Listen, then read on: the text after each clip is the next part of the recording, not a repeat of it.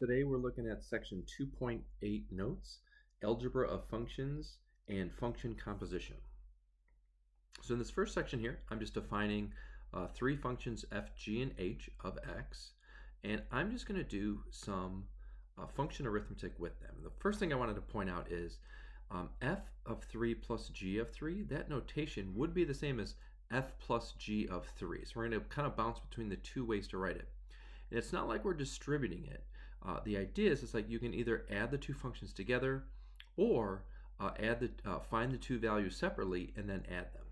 Either way, you're going to get the same thing. And I'll show you what I mean. So f of 3 plus g of 3. So f of 3 is going to be 3 squared 9 plus 15. And then g of 3 is negative 9 plus 5. So adding this all together, the 9's cancel out. I'm left with 20. If you created the f plus g of x function, I'm going to add these two functions together. So that'd be x squared minus 3x plus 20. Now if I put 3 into this, I get 3 squared is 9 minus 9, which is 0, plus 20. I get the same thing. So this is the f plus g of x function that I could put 3 into, or I could find the f of 3 plus g of 3 values separately and then add them together. Either way, you're going to get the same thing. Let's try a couple more. H of 1 minus f of 1. So I put 1 into h, and I get a 3, 2 plus 1. I put a 1 into f, and I get 1 plus 15. If I subtract these, this is 3 minus 16 is minus 13. If I created the h minus f of x function, that's going to be taking this h function and subtracting this function here. So h minus f. So 2x plus 1 minus x squared minus 15 would be minus x squared plus 2x minus 14. If I put 1 into this function here, I would get minus 1 plus 2 is plus 1, minus 14 is minus 13. So in this case here, I'm finding h of 0 and multiplying that value by g of 0. So h of 0 is 0 plus 1. G of 0 is 0 plus 5. 1 times 5 is 5. If I found the h times g of 0, either a closed dot or just the two multiplied together, hg of x, that's going to be foiling out the h in the g function. So if I FOIL these two out, it'd be minus 6x squared minus 3x plus 10x plus 5. So the only two terms that are like that I can combine are the minus 3 and plus 10x, which would be plus 7x. And if I put 0 into this function here, I would get 5, which is the same as that I got there. Okay, that's that first part, just function arithmetic, either creating new functions by adding, subtracting, multiplying, dividing, or finding function values of new functions. Okay, so this is something we did before. We're just going to add to it here. I'm going to find the f of x plus h value. So I'm going to replace every x with an x plus h. So x plus h squared plus 5 times x plus h plus 1. Let's FOIL this out. This would be x squared plus xh plus xh plus h squared, which is x squared plus 2xh plus h squared. That's FOILing that out. Don't forget, this is not x squared plus h squared. You can't distribute the exponent when there's a plus sign. So you have to FOIL that out. Now I do distribute this, 5x plus 5h, don't forget to hit both terms, and then plus 1. Okay, so now check this out. This is called the difference quotient. I just solved for f of x plus h. Now I want f of x plus h minus f of x over h. So I'm going to take all of this and then do minus the f of x function, which is right here.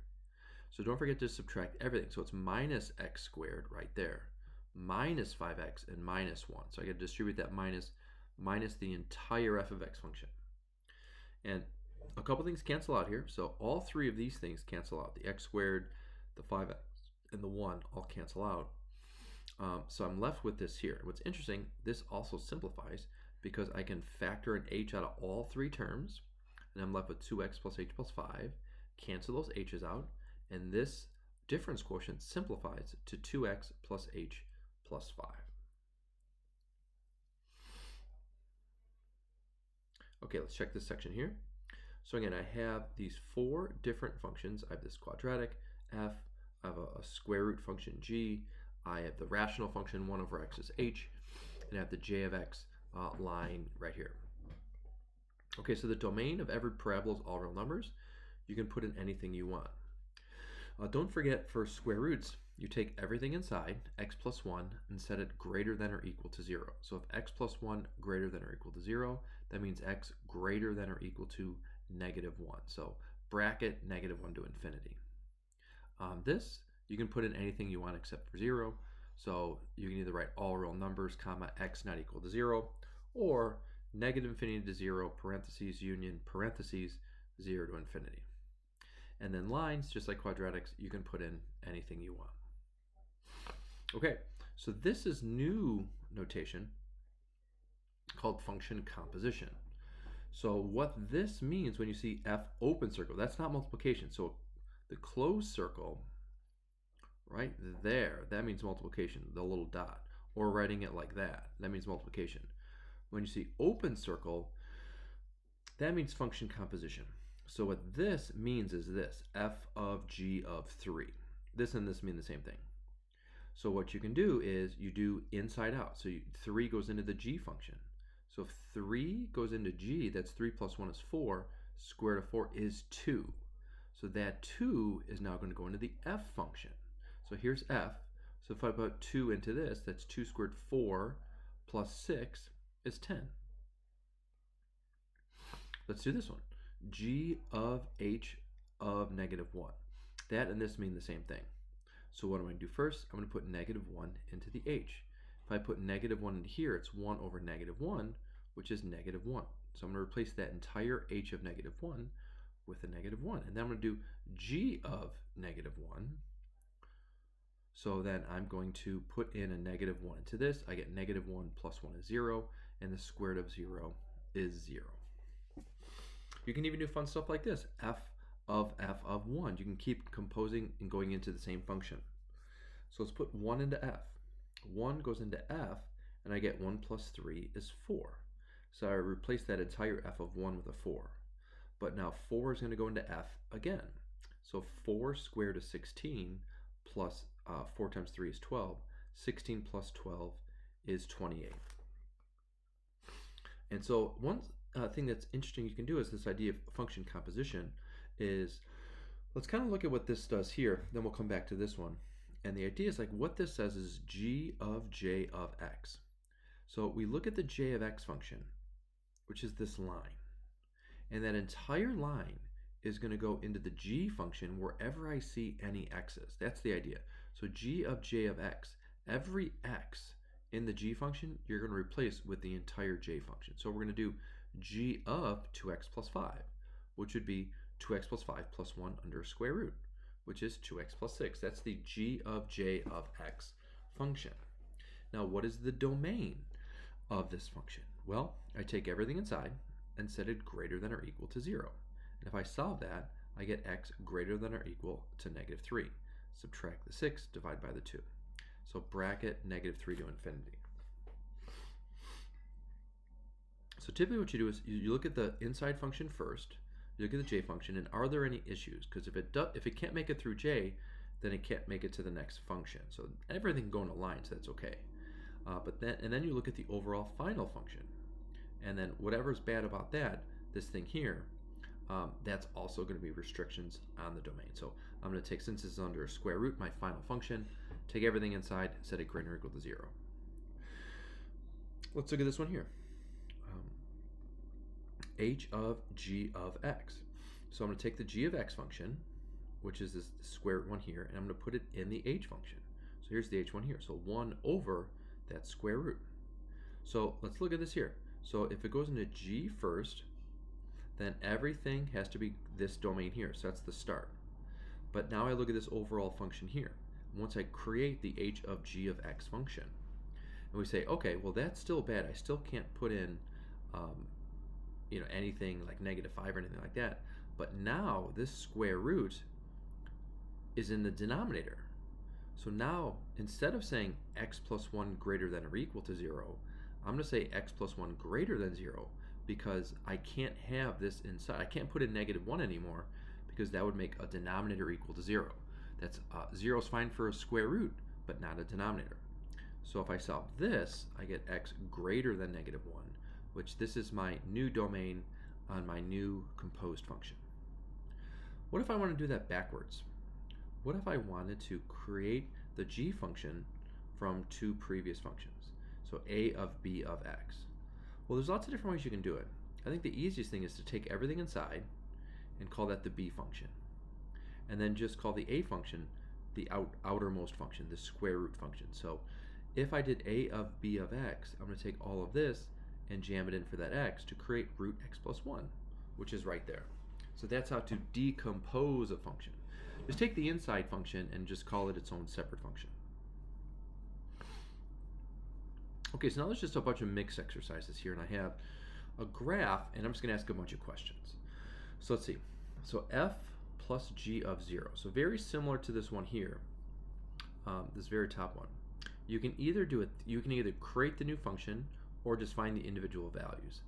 So this is the same as f plus g of 3 that we proved earlier. So you can either do f of 3 plus g of 3, or you can do f plus g of 3 by finding the function. So when you're looking at this, instead of creating some new function, which, I don't know, these are lines, I don't have the equation, I can find the f of 0 value, the g of 0 value, and just add them. So in this case, f is the blue, g is the pink. So f of 0 is 1, g of 0 is -3. I add those together to get the -2. G minus f of 1. So here's 1. G is -2. F is 1. -2 minus 1 is -3. F times, that's a closed circle, so that's multiplication. F times G, G times f of 2. Actually, it wouldn't matter because it's multiplication. But I'm going to go to 2. I'm going to find the g function value, which is -1. I'm going to find the f function value, which is 2. -1 times 2 is -2. F divided by g of -3. I'm going to find f of -3. I'm going to find g of -3 and divide those two values. So here's -3 here. F of -3 is -2. G of -3 is -1. -2 divided by -1 is 2. Now let's do some composition. So f of g of 3 means this. These two mean the same thing. So first I'm going to find g of 3. Here's the g, here's 3, it equals 0. So I'm going to replace that entire g of 3 with a 0. And then I'm going to do f of 0, which is 1. That's my final answer. G of f of 0. So that's the same as this, g of f of 0. Let's find f of 0. So here's 0, here's the f function. F of 0 is 1. Now let's find g of 1. G of 1 is -2. This is already in that better notation, that open circle. G of f of -4. So -4 into f, -4 into f, and I get -3. G of -3 is -1. So kind of a little puzzle there. Let's do it one more time with a different graph. See if we can get on the same screen here. So again, f is in blue, g is in pink, and we have some problems here. Okay, so f plus g of 1. So I can go to 1, find f of 1, which is 4, find g of 1, which is -3, and add them together to get 1. F times g of 0, not times 0, f times g of 0, so it would be 4 times -4 is -16. G minus f of -2. So g of -2 is -2 minus f of -2 is 2. So -2 minus 2 is -4. F divided by g of 0. So let's do f of 0 divided by g of 0. F of 0 is 4. G of 0 is -4. 4 divided by -4 is -1. Very similar to this one here. Okay, let's do our composition. F of g of 3. F of g of 3. So 3 goes into g first. Here's 3, here's g. That's equal to -1. So g of 3 is -1. f of -1 is equal to 3. Here we go there. G of f of 4. G of f of 4. Let's do f of 4 first. So 4 goes into f, and I get 0. So I'm going to replace the f of 4 with a 0. And now g of 0, there's 0, there's the g, that's -4. Let's do f of g of 1. G of 1 is -3. So I'm going to replace that g of 1 with -3. And then f of -3, here's -3, here's f, open circle, there's nothing there, so that value doesn't exist. So hopefully you had fun with these problems today. I'll see you next time in class. Take care, everybody.